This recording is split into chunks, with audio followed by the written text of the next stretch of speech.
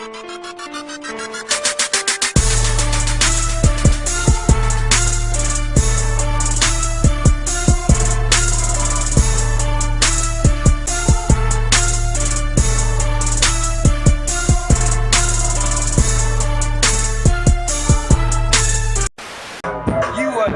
rocking with the TREX show. What time it is? We about to get this thing going, you know what I'm saying? TREX show. That's how it goes down. Every Friday, 7 p.m. to 9 p.m. Professor Pierre. I'm right here. Alright. For the people that don't know, you know what I'm saying? First off, let the people know who you are and what you do. Good evening. My name is Professor Pierre. I'm a self-defense instructor. I teach the art of Chinese Shotokan. That's what I do. So do you feel like martial arts gets as much as recognition as it should get? That's one question that people here ask me all the time, and I guess the answer to that is no. Not enough money in the martial arts. Don't know why, but it's not there. I see you got the Hall of Fame award. How does it feel to be a living legend? Well, I guess you'd have to be me to feel that. I feel good. It's well deserved, well earned, hard work, and I'm there. How do you feel about crime and how it can be minimized? Well, as far as crime is concerned, I don't feel good about crime. I don't think any one of us do. Crime is crime, no matter which way you look at it. In terms of minimizing it, I think you can minimize crime through education. I think education is the key. How did you get into the martial arts? Goes back a long time. I guess when I first came to this country, and I guess a lot of people know I'm Haitian Dominican. If they don't know, they know now. Well, the fact of the matter is, when I came here, myself and my family, who were constantly victimized by the people here in the United States, moved to Brooklyn, New York, which I still love. That's where my heart is at. But Brooklyn was hard, and it was rough, and it was tough. Had to learn something to keep the people off my back and off my family's back. What is your biggest achievements? It's a good question. That's a very good question. I could say the parade. I orchestrated a parade. I created a parade. I could say the TV show Master of the Martial Arts, which I'm the founder, the creator, the producer, and I've been into several Halls of Fames. It's really hard to say. I think being alive and staying this long and surviving this long, I believe that's my biggest achievement. So, how did you come about doing this whole Masters of the Martial Arts TV show? What triggered that thought? Well, I'm always thinking about doing something. I'm always thinking about doing something, improving myself, improving the lives of other people around me. And just like everybody else, I'm a daydreamer, but I've got high ideologies and high inspirations. And one day I thought, hey, let me spread the martial arts to the mass. And in order to spread anything, when you're dealing with the mass people in the mass, it's the mass media. You got to reach them to the mass media, whether it be by books, newspapers, magazines, radio, and TV. So I said, hey, TV's got it going on. And the truth of the matter is, a lot of people believe whatever they see on TV, they think it's true. So I decided, came up and thought about, let me create a TV show. And in the process of doing that, I had a lot of haters, of course, who told me that it wouldn't happen, it's not going to happen, you daydreaming, what are you doing? You can't do it. Sit back, what's going on, man? You in TV. Well, guess what? My TV show, Master of Martial Arts, the pilot, which I also want to say T-Rex did the soundtrack for me on my first TV show. Y'all be sleeping on the pilot. That's T-Rex in the background singing Masters of Martial Arts. Took first place, won the broadcast Emmy. The song that I did on there, it plays every time the credits roll. on a TV show, you know what I'm saying? T-Rex. Y'all sleep on me, but I be doing big things, you know what I'm saying? For those that know. Alright? You know what it is. Y'all know what it is, man. We keeping it real on the T-Rex show. It goes down just like this. Can you tell us how moving up in rank in a dojo or in class is similar to moving up in life? Yes, and I think T-Rex should have an idea of that, seeing that he's been a student of mine for the past 6-7 years. It's I can relate it very easily to life in itself, you know, or perhaps maybe just attending school. You know, you go from one grade to the next, to the next, and the next, and eventually you find yourself in junior high school, and eventually you can pursue it into college. In the martial arts, it's the same thing. You go from one rank to the next, and it shows expertise, a level of expertise, and just how much that you really put into the art. Now, the thing with the art is once you reach maybe a 5th degree, it changes a little bit, because then it's not just a question of the kick and a punch and a block. It's a question of how much you're doing, what you're putting into the art, and how much you're taking out of the art, and what you're all about at that particular time. And it becomes a 360 thing, because once you become a black belt, then you feel like a white belt all over again, because you're just in the process of learning again.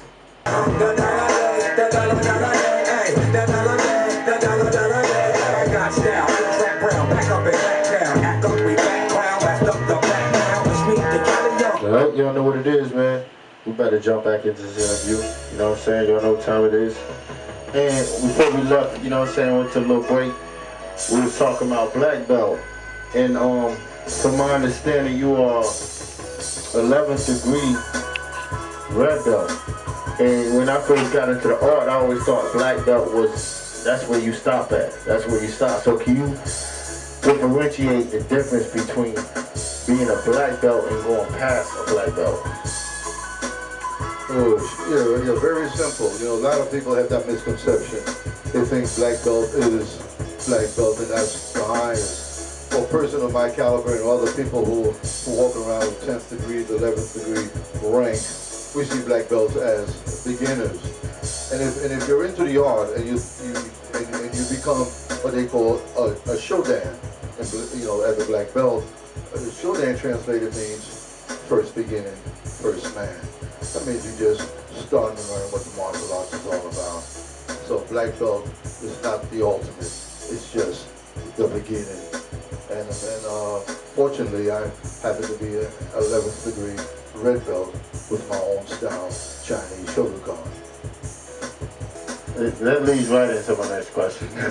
Tell us exactly what is Chinese Shotokan? Where did it start from? What's the origin of Chinese Shotokan? You know what I'm saying? A lot of people don't even know there is a Chinese Shotokan. You know what I'm saying? So fill these people in on the whole history of Chinese Shotokan.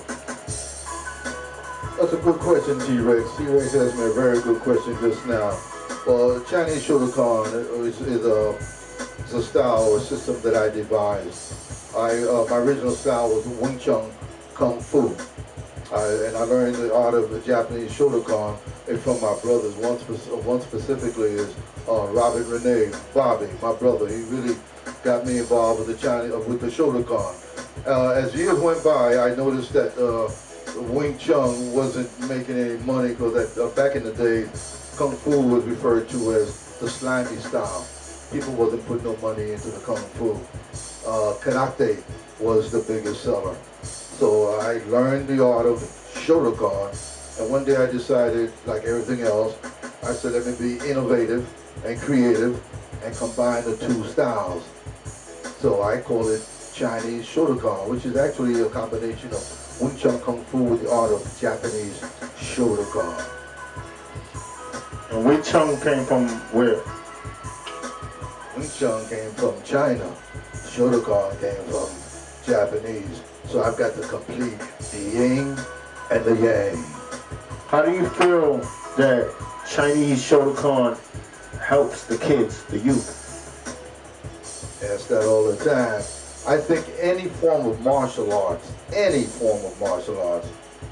helps the kids or the youth. It helps build their self-motivation, self-confidence.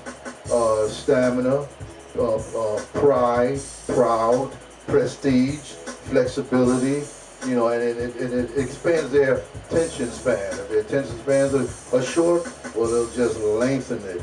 But it does a lot of things, and it also instills a lot of discipline, which unfortunately, a lot of kids are short on nowadays.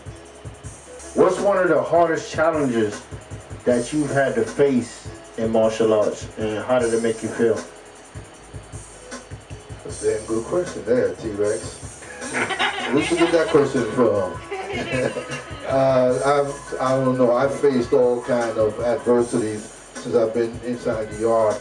I think besides learning the language, Cantonese and Japanese, which was extremely hard for me, I think just the fact of finding the endurance, the conviction that it took for me to go from point A to point B, meaning within the arts. I've been in the arts now for 57, 58 years.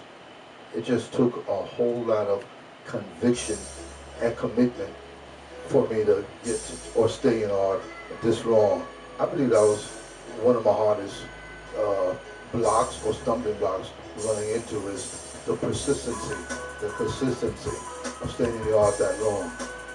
What made you want to call yourself Professor Pierre other than Sensei Pierre? Interesting. Well, sensei translated actually means instructor or teacher.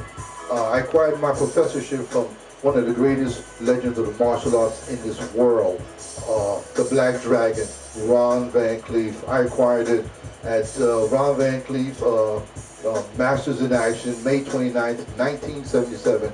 I'll never forget that day. And he actually bestowed the title professorship on me. The Black Dragon, Ron Van Cleef, my man. Push. That's what it is. I wasn't even born in 1977, you heard? What movies have you been involved with? You know what I'm saying? I've been involved with quite a few movies. I did a lot of work with the Black Dragon, in The Last Dragon. Also did this other movie with Jim Kelly, Richard Roundtree, Jim Brown, and Fred Williamson called One Down and Two to Go. I also did a little small part, had a small part in a movie called Rage, and another movie called The Largest Size, Smooth Velvet, and hopefully I'm in the process of trying to see if I can come off with my own movie right now. That's what it's all about. How do you feel about where martial arts came from, where it originated? Since you were in a magazine with Bruce Lee. You know what I'm saying? So how do you feel about where did it came from and where it is now, the difference between it? I don't, that's a weird question. Yeah, I've been in a magazine with the Bruce Lees and the Chuck Norrises, the Bill Wallaces, the Mike Stones, Alan Goldberg, Aaron Banks, and the list goes on. You know, Jason Lau, and you know, just goes on and on and on. It's unfortunate though that the people are not filtering enough money in the martial arts the way they do with all the other sports and arts. I don't know why. It's been stigmatized, and it's been stereotyped, and it's been downplayed. Right now, martial arts should be the biggest thing in the world, and it's not. Don't ask me why. I'm always constantly wondering why, because I believe part of it may be the egos. There are so much big egos in the martial arts where people are walking around with the crab in the bucket mindset. You know, everybody's trying to put everybody down, nobody trying to help anybody up. And all the other promoters or producers or people with the coins, I don't know why. They're taking the coins, they're investing it in everything else but the martial arts. But you look at these kids and the things out here that's going on right now today, martial arts is all over the world, and it's really helping our kids and our community. Why the money's not filtering there? I'm not sure. I can think of one thing. Well, seeing that Troy T-Rex was a student of mine, maybe all the money just filtered right into his pockets. That's a good one. I wish it was like that, because if it was, we would be invested into your movie right now.